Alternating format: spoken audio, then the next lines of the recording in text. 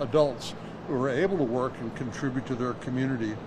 We talked a little bit about health care, and one of the most important things we did from my perspective is working together with Governor Abbott.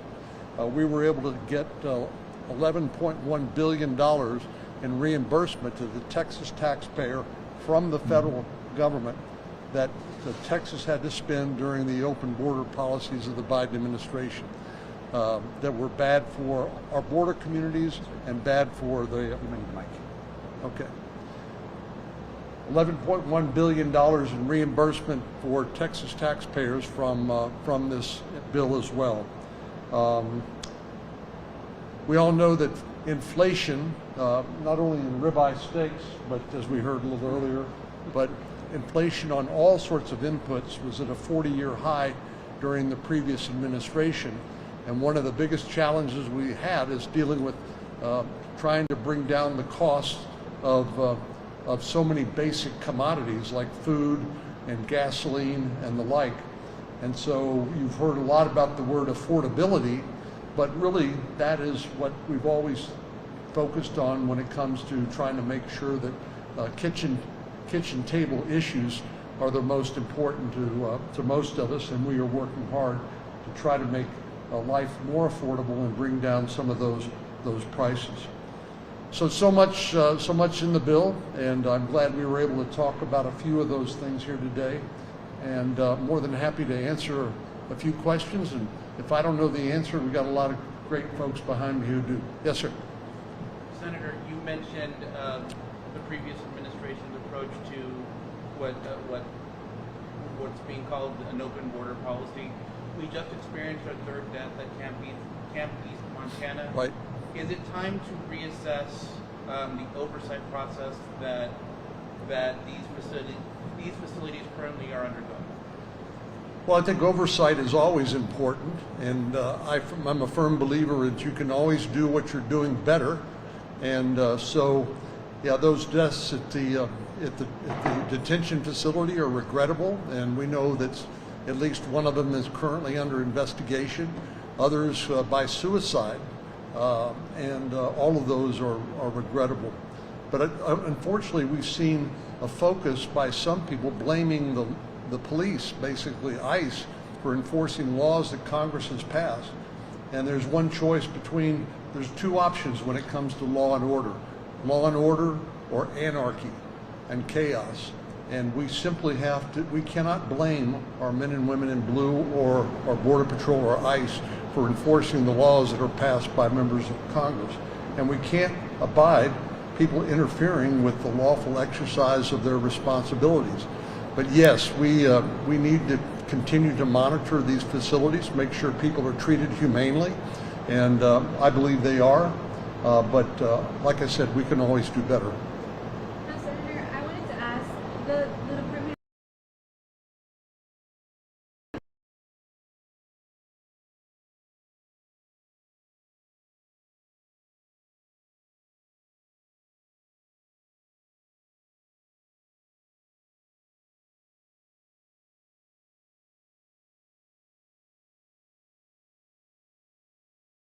Of a new ICE detention facility. Last final orders of deportation. In other words, they've had all their due process and they are waiting to be repatriated or removed to their home country.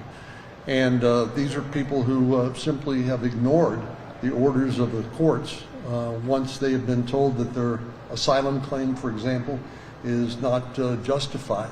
So there still is a lot of work that needs to be done. I know this Camp Montana, so to speak, is got a capacity of 5,000, but people are transitioning through there as they are being repatriated to their home country.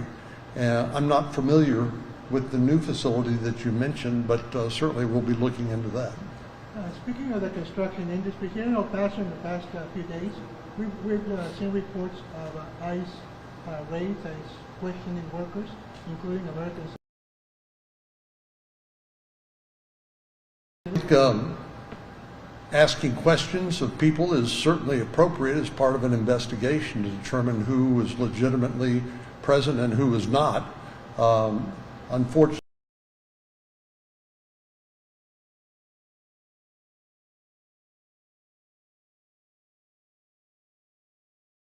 are members of the community who live here, and Border Patrol, ICE officials, they understand the importance of respecting the rights of American citizens, but they also need to be able to do their job and investigate and to separate American citizens from people who are defying our laws and not legally present. And concerning the deaths at Camp East Montana, that's 3 deaths in 44 days, which is a lot. I mean, how concerned are you? There doesn't seem to be a sense of urgency about the deaths. How concerned are you? Who's investigating? What should people know about? Well, they're being, one of those I know is being investigated, and they don't yet know the cause. Others, unfortunately, results of suicide and other causes, but all of those need to be investigated, and certainly if there's been violation of law, crossing red lines, that needs to be addressed. But I think, unfortunately, this is what happens when you have 4 years of open border policies and millions of people being allowed into the country without any proper vetting. Look, legal immigration is the best thing that ever happened to America. It's what makes us the great country that we are today. But illegal immigration has been a disaster, and principally for border communities and folks who've been overrun, and the good folks at ICE and Customs and Border Protection who have been overwhelmed because they couldn't do their job because they were too busy transporting migrants or providing food or shelter or other things. Now, if you talk to the Border Patrol, they will tell you they're finally able to get back and do the job that they trained to do and which they're proud to do, and morale is very high.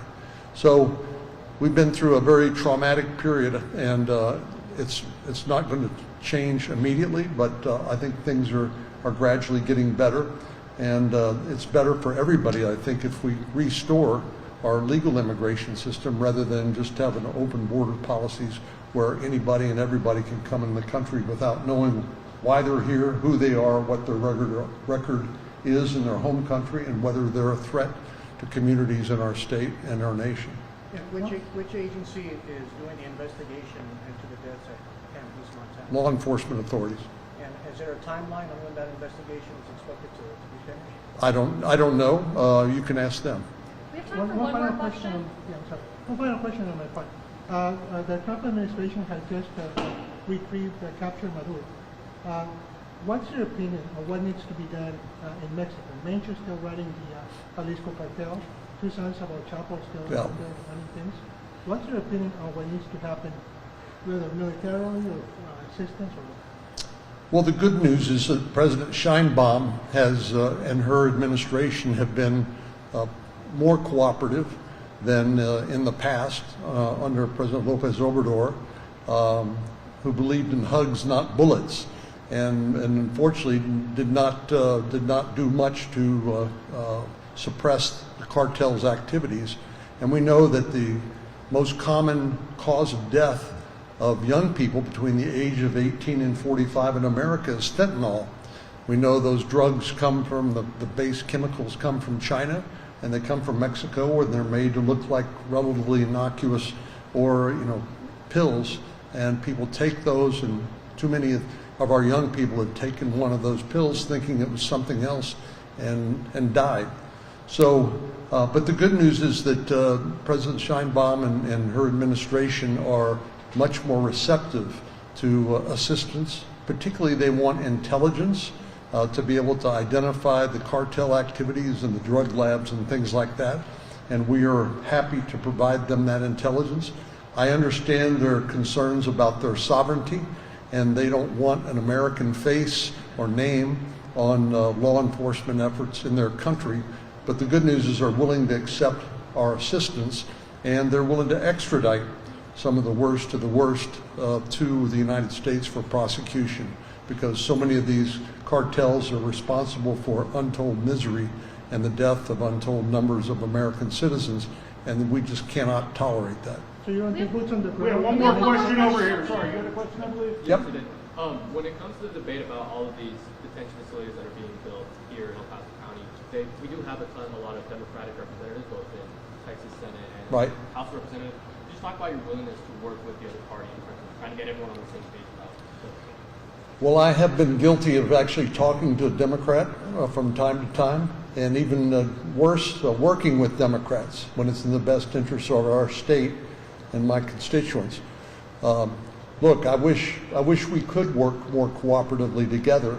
Unfortunately, our politics are pretty polarized these days, and it makes it hard to do things. For example, this bill, the Working Family Tax Cuts Act, was passed without a single Democratic vote. It was passed strictly with Republican votes. And, you know, if we were in a better place in terms of our politics and we were less polarized and people were actually interested in working together, we could do things like that together and more. So but we can't sit around and complain. We have to continue to do what we can do using the tools at our command. But I'm always happy to work with our Democratic colleagues. They're not our enemy. They are our fellow American citizen, our fellow Texan.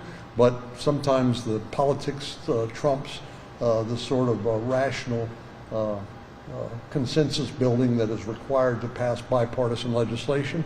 But we are doing the best we can. Thank you. Terrific. Thank you all for being here. Senator, if you don't mind staying here, and participants, if you could stay here too, we're going to take a quick group photo. And then we've got some very photogenic students over here as well. That's really loud, yeah. Thank you so much. Yes.